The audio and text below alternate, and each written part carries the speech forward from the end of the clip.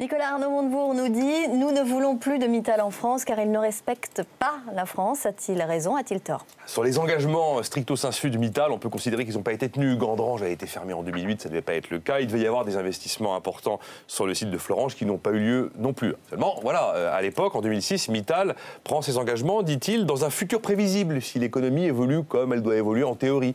Évidemment, entre 2006 et 2012, beaucoup de choses ont changé et en fait, rien, absolument rien, ne s'est passé comme prévu pendant ces années.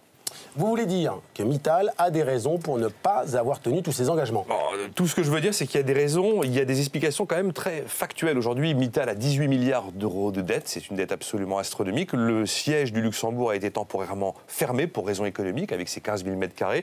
Et la rentabilité d'ArcelorMittal, entre 2008 et aujourd'hui, a tout simplement été divisée par 3. Donc Mittal ne va pas bien, ça c'est un fait absolument indubitable. Mais quand Arnaud Montebourg dit « Nous ne voulons plus de Mittal en France », c'est à prendre au sérieux ou pas? Alors, sur le terrain purement politique de la posture, oui, c'est à prendre au sérieux, parce que c'est un véritable bras de fer. Encore une fois, on est dans le redressement punitif, comme souvent d'ailleurs. Maintenant, non, on ne va pas bouter Mittal hors de France. Il y a 20 000 postes, Mittal emploie 20 000 personnes en France sur 150 sites. C'est évidemment totalement impossible.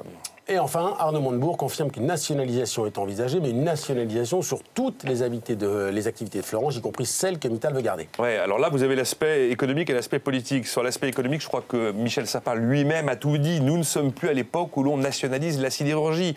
Le mot nationalisation n'apparaît pas, par exemple, dans le rapport gallois. Après, il y a l'aspect purement politique.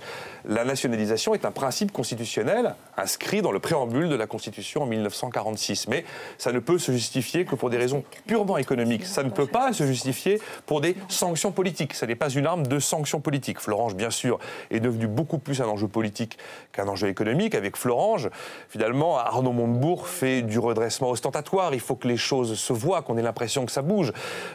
Florange, c'est le nouveau Gandrange. C'est une manière, c'est un levier, finalement, qui permet de donner l'impression qu'on emporte des victoires sur la mondialisation. Mais c'est un sujet évidemment politique beaucoup plus qu'économique.